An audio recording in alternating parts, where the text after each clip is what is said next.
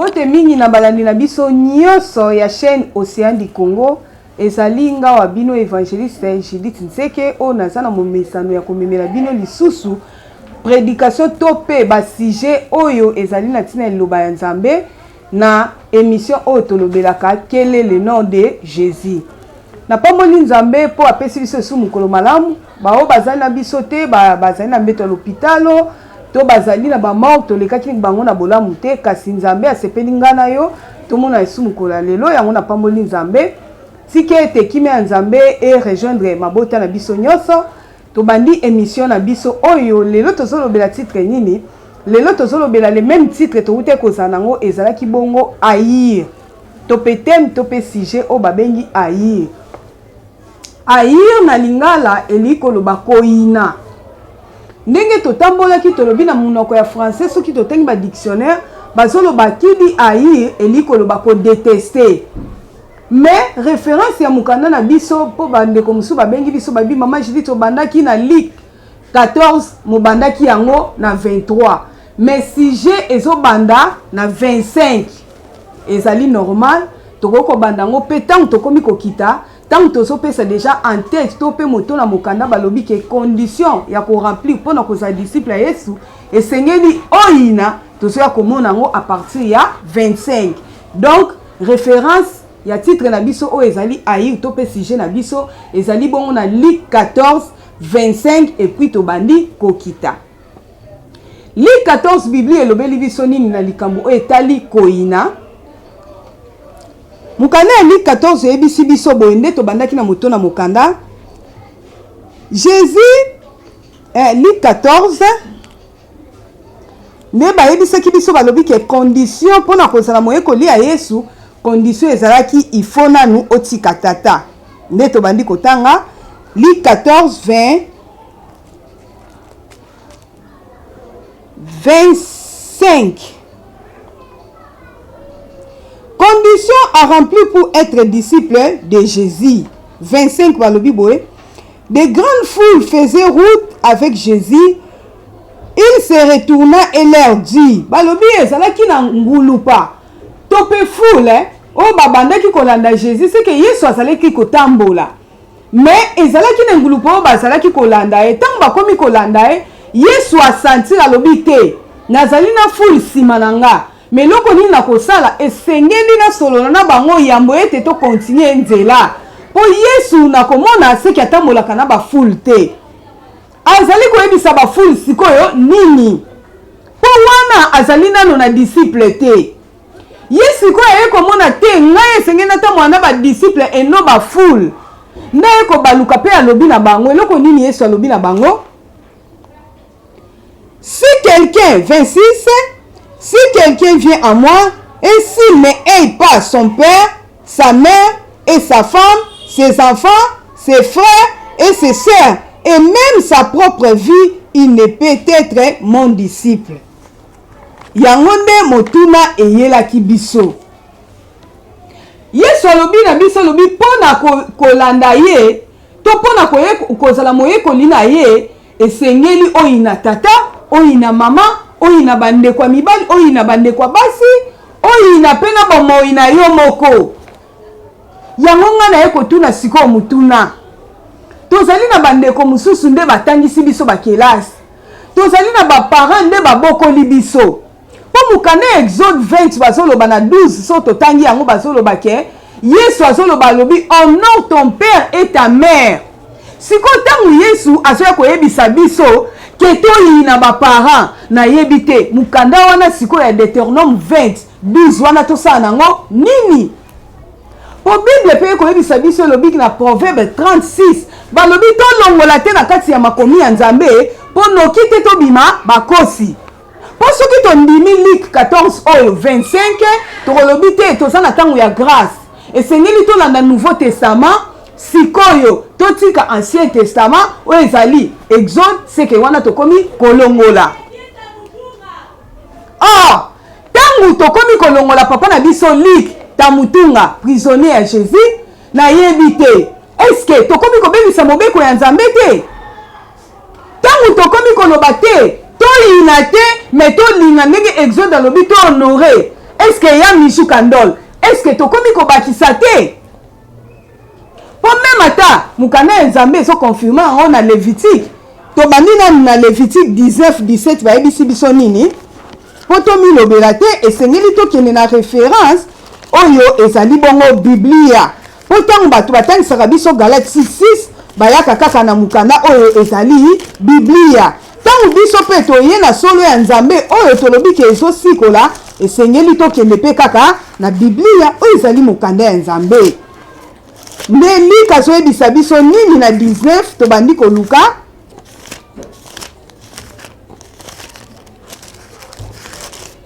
rapidement na téléphone mukanda ya Lévitique tobandi na 19 balobi na biso nini na 17 tu ne haïras point ton frère dans ton cœur et tu n'auras soin de reprendre ton prochain mais tu ne te chargeras point du péché à cause de lui. Oyoki ne Bible ebisi biso à part Deutéronome oyo ezobisa biso na 22 to honorer ba parents mais pona bandeko Bible pe koyebisa biso te esengeli to yina bandeko na biso te mais wana pe ezali Ancien Testament sikoyo tokende na Nouveau Testament na Luc 14:25 bazobisa biso to yina sikoyo tosala mukanda nini makambo oya koyina soki tobandi kolanda ngo po Yesu ye moko azoloba moi et mon père nous sommes un c'est que Yesu azosala kaka makambo ezali ya tata Yesu azali komilobela te Yesu azali kosala makambo oyo ya etinda ya mutu atindi ezali bongo tata mais Yesu wana oyo azali kosala makambo oyo tata asali nda yebisi biso toyina c'est que koyine bandaki na tata Bible ebisi biso tolongola te tobakisa te po bato bayaka kotangisa biso batangisaka biso kaka offrande batangisi biso dîme batangisi biso 1/10 or Biblia elobi kaka 1/10 te Biblia esuki kaka na Malachi 3:10 te Biblia esuki kaka na Galate 6:6 te même ata soki toye kokita na Galate 6 ana tobandi kotanga na 16 bazoyebisa biso oyo azolona mpona nzoto abukaka nzoto yebisanga sikoyo ntango biso tomemaka Galate 6:6 tomemi peut-être mbongo to cadeau to elamba to pesa na muto azolakisa biso liloba ya nzambe ezalaka nzoto to molimo po balobi oyo azolona mpona nzoto akobuka nde libebi ntango biso tomemi elamba est-ce que tobuki libebi te c'est que peut-être tozo récolter mabe mususu to basouffrance mususu ya makambo biso tozosala oyo ezali contraire ya Biblia oyo tosali oyo ezali makanisi na biso mais Biblia eyebisi biso esengeli koyina babandi yango mpe na baparent tokende nao na mukanda ya Romain eyebisi biso nini Romain 9 tokende na 13 Bible ekoyebisa biso nini j'ai aimé Jacob wana nani azoloba tobanda nanu na 12 il fit dit pardon tobanda nanu na 11 car quoique les enfants ne fussent pas encore nés et il ne s'est fait ni bien ni mal bayebisi biso wana kutu bana babotamaki te bana wana bazolobela ezali nde Esaü na Jacob balobi ntango kutu bana wana babotamaki te ni mal afin que le destin d'élection de Dieu subsiste sans dépendre des œuvres et par seule volonté de celui qui appelle. Il fut dit à Rebecca, l'aîné sera assujetti au plus jeune. Bayebisi biso balobi oyo ya muke akozala likolo ya oyo ya mukolo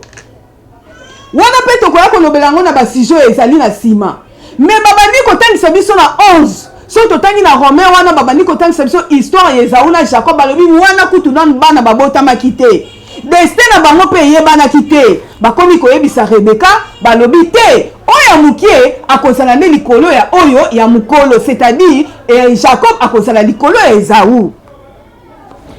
L'aîné sera assujetti au plus jeune selon qui était écrit nde totangi awa j'ai aimé Jacob et j'ai haï Esaü. Nzambe azolinga Jacob, azolinga Esaü. To biso batotanga la Bible, biso batosenga kabadimi. Pona nini Nzambe azolinga Jacob, azoboya Esaü, ne motuna na pesibino. Pona yebi bino nyoso balandi na biso Océan du Congo, boyebi suka toko chite na oyo ezali makanisi ya Nzambe. Pona bato yo ba mesana mo mesana dim na bo fan bango nanu basana mo mesana na biso te ya koyekola ka chaque fois na ba émission tozo le kanango o ya kokomaka pe kotuna mituna bango ba yebite ne motuna na topesi bango. Nzambe ayinaki Esaü wana kutu babota makite wana pe destin sana makite mabani koloba tomboli mukolo atomboli leka za likola mukolo ne mwana wana Jacob akosala mukolo ya Esaü ayini Esaü alingi Jacob aïr koina yango wana tango mususu batu bayinaka batu basoboya batu eza par rapport à mikanda oyo ezali na Nouveau Testament yango nalobi batu mingi barechetaka soki ekomamaki na Saint Testament babi te ezali Moïse nde mutu alobaki ezali ne Jean Baptiste mutu alobaki mais oyo bayebisi biso Yesu nde alobi esengeli toyina sikoyo toyina to toyina te baparent nde baboti na biso yango tolobaki boye Esaïe 55:8 azoloba nini mukanda na biso Esaïe 55:8 alobi boye Esaïe 55:8 Car mes pensées ne sont pas vos pensées et vos voix ne sont pas mes voix, dit l'Éternel des armées. Nzambe azoloba lobi makanisi na ye ezali makanisi na biso te pe banzela na ye ezali banzela na biso te wana yawe Nzambe azali koloba bongo c'est-à-dire na likambo etali koyina esengeli toyeba ke soki Nzambe azali koloba pona koyina esengeli totambola nde na makanisi na ye nde totangaki na Jean na mukanda ya Jean bayebisaki biso nini na 8:44 Jean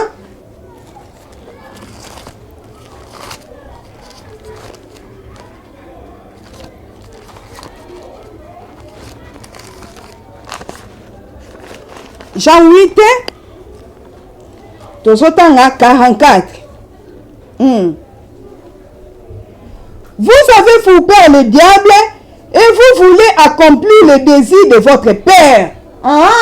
Bayebisi biso balobi ke bino bozali na tata oyo azali satana bolingi pe kokokisa oyo ezali baposa na ye. Il a été meurtrier dès le commencement et il ne se tient pas de la vérité parce qu'il n'y a pas de vérité en lui. Lorsqu'il profonde les mensonges, il parle de son propre fond car il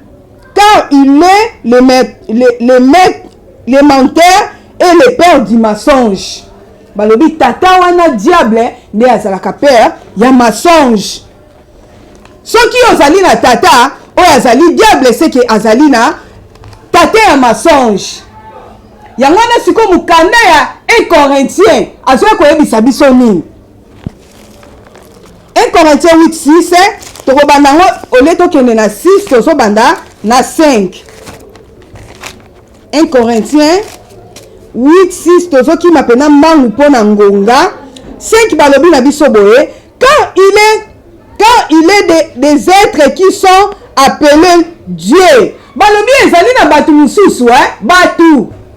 babengami na kombo ya banza Nzambe eloko yoka nazali Nzambe ya si nazali Nzambe ya mutu etene balobi na se ya mokili oyo c'est que bango wana bazali ba père ya mensonge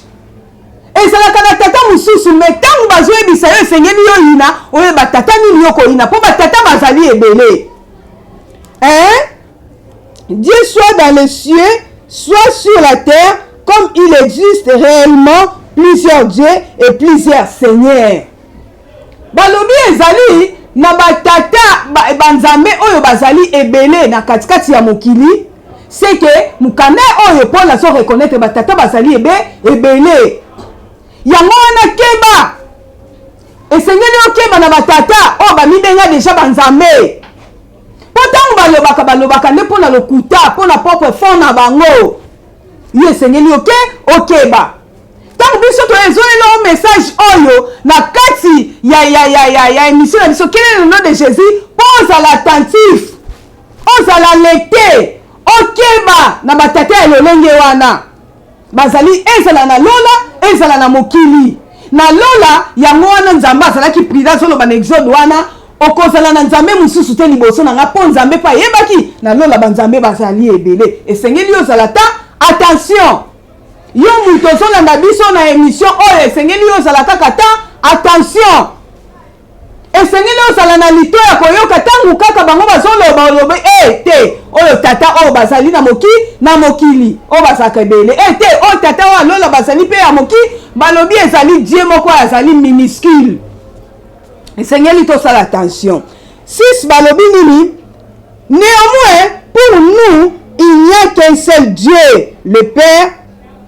de qui vient toutes choses et pour nous sommes un seul Seigneur Jésus-Christ par qui ils sont toutes choses et par qui nous sommes. Du moins biso toponi nzambe oyo ya solo.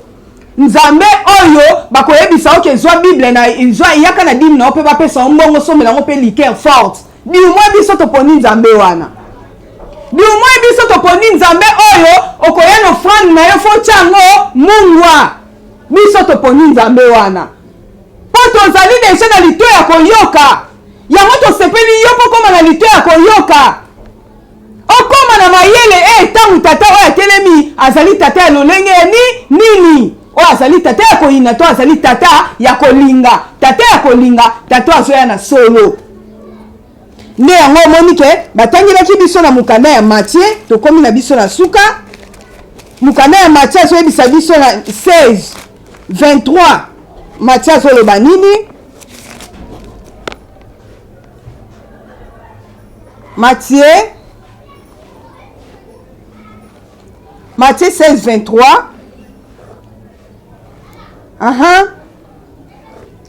Simon Pierre répondit, tu es le fils de Dieu vivant. Tokei na 23, on a tosalaki na 17, 23 balobi nini. Mais Jésus retourna dit à Pierre, wana tokomi koluka siko biso pe toyeba tata na biso oyo azali créateur ya toutes choses. Po balobi tata oyo azali créateur ya toutes choses nde biso du moins toponi ye. Tango bazebisa biso toyina esengeli toyina tata oyo azali nanu na Jean 8:44 le père du mensonge. Mais tata ngo wana sikoyo balobi azali diable mais diable yango azalaka nde nani nde totalisaki mukanda oyo ya Matthieu 16:23. Yesu azoyebisa Pierre alobi arrière de moi ça Satan parce que ozali na bapensée moko humain. Or Pierre azalaki Satan te Yesu alinga kotalisa biso que Pierre ezali bapensées humaines ezali Satan oyo bayebisi biso tata oyo esengeli toyina na Jean wana 8:44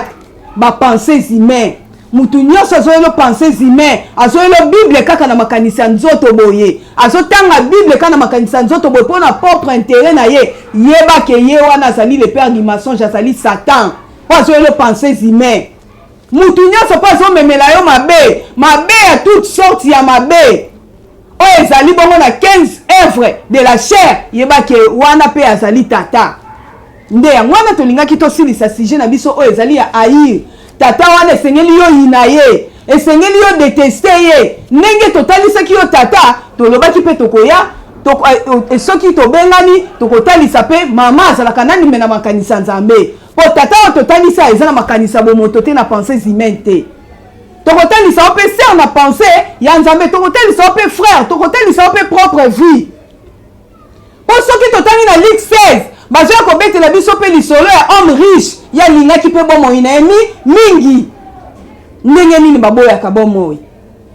ndenge nini okoko boya mpe bomoi na yo tokotalisa na makanisa nzambe soki tozobengana mpo bandeko tozobengana deja tozosolola en tout cas wana ezalaki sujet na biso esuki na mokona lelo na pamboli nzambe po na ngonga apesaki biso na pamboli nzambe pe na bandeko babengaka biso et surtout ma petite sœur Bénédicte